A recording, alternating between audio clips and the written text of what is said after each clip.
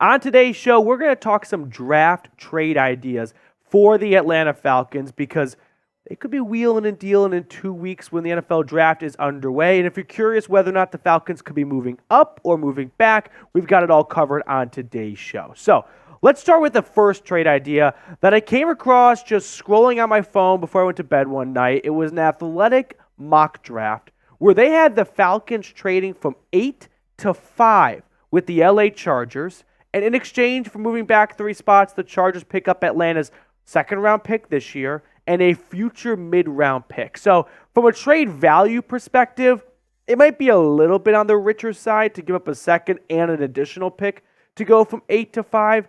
But the Chargers said it best. I think it was Harbaugh speaking to the media. If quarterbacks go 1 through 4, the 5th overall pick is kind of like the 1st overall pick for all the other teams in the draft that aren't looking for a quarterback. And that could be worth a lot. So here's how the Athletics mock draft went down. They had Caleb Williams go 1, Drake May go 2, Jaden Daniels go 3. The Vikings trade up with the Cardinals and go J.J. McCarthy at 4. And then Atlanta calls the Chargers and goes Marvin Harrison and 5. I think that would be incredible.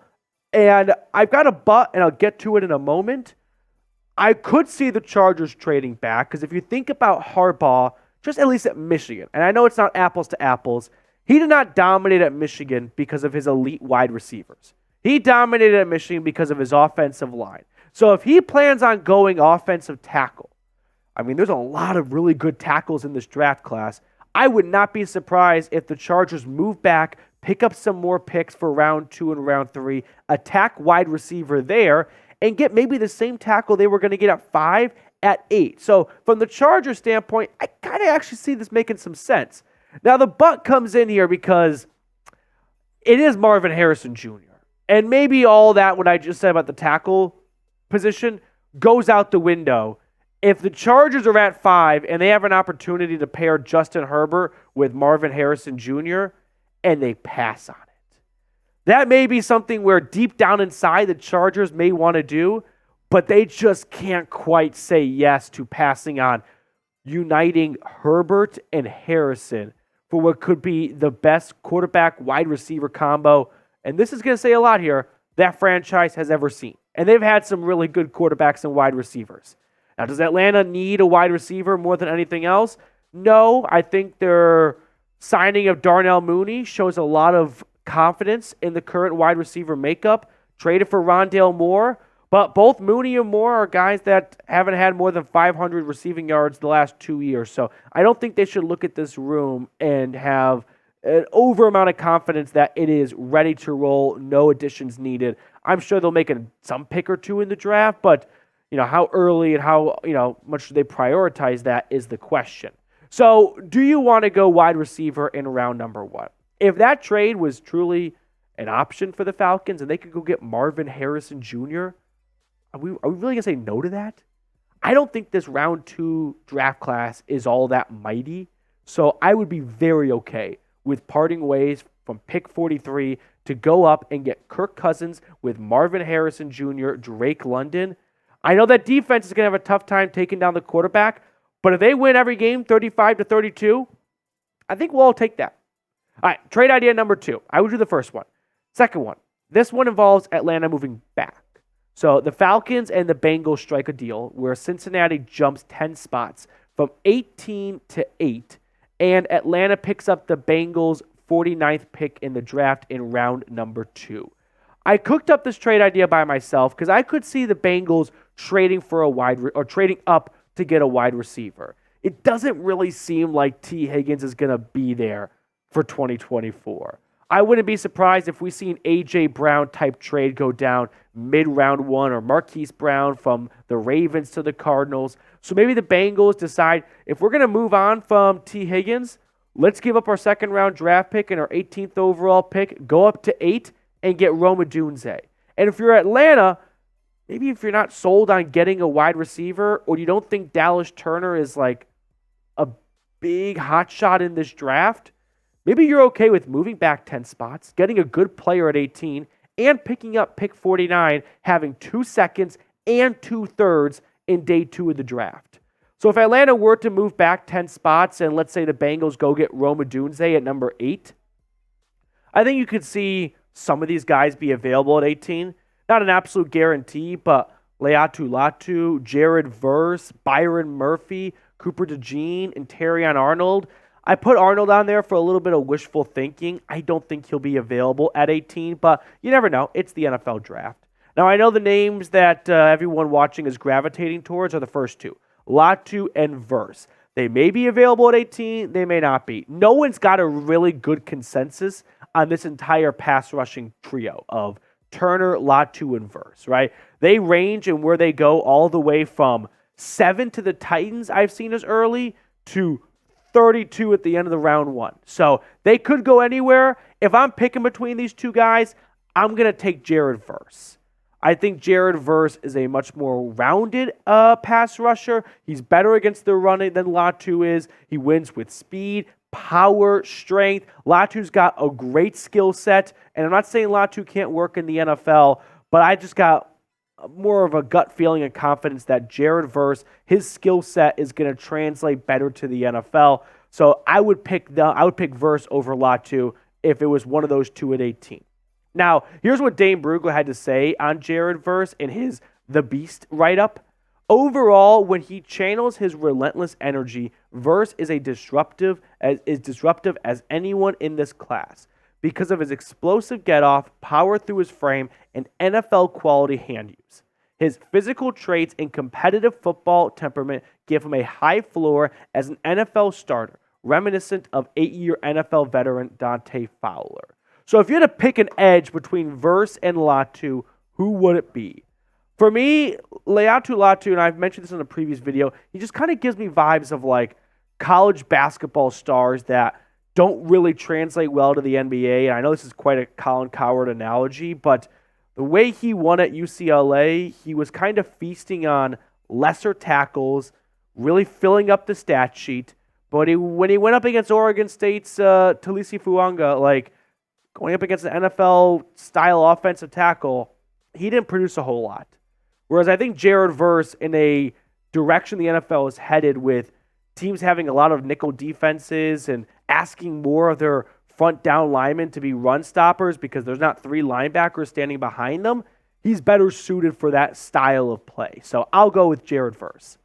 Now, before we get on to the other trade idea I've got cooked up for you all, I want to tell you all about our sponsor today, which is Prize Picks. That is daily fantasy made easy. If you're unfamiliar with Prize Picks, the #1 DFS platform in North America, let me catch you up to speed. All you have to do is select 2 to 6 players and then choose more or less on their projected stats. So you can actually go ahead right now and make selections for season total projections, where I'm taking the more on Kirk Cousins' passing yards, a little under 4,100 yards, something up until he got injured last year he had no problem doing for a handful of seasons. Taking the less on Jalen Hurts' passing yards, 3,600 and change. He runs too much, I feel like, to get that many passing yards. And then I like the more on Saquon Barkley's rushing yards. I feel like New York didn't pay him all that money unless they had a big role planned out for him. So I'll take the more on Barkley for the Eagles, which just sounds really weird to say out loud. But if you like these selections, go ahead and download the Prize Picks app and use code CLNS for a first-time deposit match up to $100. The fun thing about season-long stat projections is you're not out of it after like a day or a weekend if things don't go well, right? You have something to root for all season long. So ride with me over at Prize Picks and use that code CLNS for a first-time deposit match up to $100. Prize Picks. Pick more, pick less. It's that easy. Now, another player on that list of targets at 18 I really like is Byron Murphy, the Texas defensive tackle, who some say is the best defensive tackle in this draft class. For me, he's right there with Drazan Johnny Newton out of Illinois. Now, this would be a best player available over the need type of pick. Does Atlanta need a defensive tackle? It's probably not even one of their top 3 priorities, right? I think it goes edge rusher, cornerback, and wide receiver. But if they feel like Murphy is just too good of a prospect to pass on that maybe right now may not make a ton of sense given their needs on this roster, but they may look back at it and go, that was an overall great selection because he turned into a consistent starter and Pro Bowler for this team. Then it'd be hard to be upset with this pick. Here's what Brugler wrote on Murphy. I think you guys might like it too. Murphy doesn't have ideal length, but his rare combination of lower body twitch, natural leverage, and power throughout his frame sets his apart. With his disruptive energy, both as a pass rusher and versus the run, he projects as an impact starter who can play shaded nose or 3 technique, similar to Grady Jarrett. So, a familiar face right there for Falcons fans. You know what's better than Grady Jarrett? 2 Grady Jarretts. So as he's about to turn 31 years old and comes off a torn ACL, maybe Atlanta's got 2 years left on his deal, 2024 and 2025. Maybe the Falcons are thinking a little bit ahead, and it's not even so much about replacing Grady Jarrett, but probably understanding that he could use some reinforcement. So I like Murphy. I think Murphy's got a better shot of panning out in the NFL, better than Leatu Latu does. So I'd probably go Verse and then Murphy if I'm power ranking those options. Now, I included Cooper DeJean and Terrion Arnold at that spot. I think Atlanta's going to go corner in day 2 of the draft. But if Arnold is unexpectedly available at 18 after this trade, he may be too good to pass on. And if Arnold's gone and Atlanta wants to go corner for whatever reason because, let's say, Verse and or Latu is gone, the one they preferred is already taken, he could be a playmaking corner to keep an eye on. Plus, he has some versatilities to his game, could play safety down the road. So if you want to put him with Jesse Bates, that could be a really fun tandem as well. Trade idea number 3. Okay. This one is not initially involved the Falcons, but you'll see where I'm going with this. This is the Vikings and the Cardinals making a trade, where Minnesota goes from pick number 11 up to pick number 4 to get J.J. McCarthy. So what does this have to do with Atlanta? Well, if Arizona moves back to 11, like last year when they made that similar trade with the Texans, they maybe want to trade back up again. And maybe it's with the Atlanta Falcons. So what if after the Cardinals move back to 11, they trade back up, just like they did a year ago, up to 8, and in exchange from going from 8 to 11, the Falcons pick up the Cardinals' 90th pick in the draft in round number 3. So if Atlanta were to make this deal, they would have first, 11th overall pick, second, 3 thirds. That's a lot of ammunition for Terry Fontenot and Raheem Morris to use. So let's say the Falcons drop back a few spots to 11. I think Dallas Turner could still be available. You got to think, okay, if the Cardinals are moving up to 8, they could be going after Dallas Turner. I would think they'd want to go wide receiver, though. Maybe cornerback, Terrion Arnold, but we'll put a pin in that. The Bears at 9 could go Dallas Turner. They really need help at pass rusher opposite of Montez Sweat. Or maybe they want to build around Caleb Williams and they go offensive tackle or wide receiver. So then you think about the Jets at 10. They are not going defense. They have invested so much in their defense. They're going to go Brock Bowers, in my opinion, which means you've got a very good possibility, almost actually 100% chance that Turner, Verse, and Latu are all still available for Atlanta at 11. So they could get the guy they wanted all along and a third rounder. If the guy they prefer is gone, whether it's Turner, Verse, or Latu, there are 2 really good corners I could see Atlanta going with, Terrion Arnold and Quinyon Mitchell. My preference would be Terrion Arnold. 2-year starter for Alabama, their left cornerback. He's 5'11", 189 pounds, ran a 4.5 40-yard dash. So physicality-wise, he kind of checks the box. Good size, good speed. Doesn't have elite athletic abilities, and that's probably why he's not going a little bit earlier in the draft compared to other cornerbacks we've seen in past drafts go in the top 10. But he visited with the Falcons earlier this week on a pre-draft visit, so there's some level of interest from Atlanta's side. Now, I'm more confident in Terrion Arnold panning out in the NFL than all 3 edge rushers, to be honest with you. Like, if I had to pick a guy of, hey, one of these 4 guys is going to make a Pro Bowl, I'm going to take Terrion Arnold. I think he's got a better career trajectory in the NFL, and I'm just more confident in him being a surefire thing than Turner, Verse, and Latu. It would be tough to pass on what could be a formidable starting cornerback duo for the next 8 years or so of Terrion Arnold and A.J. Terrell, Jesse Bates at safety. I understand pass rush is a dire need for this team. This franchise has never figured it out in the draft. But if they don't feel like there is a pass rusher in this draft that is their long-term solution, maybe don't force a bad pick when you can take a guy you truly believe is a Pro Bowl caliber player, and I think that's Arnold. Here's what Dane Brugler had to say on him.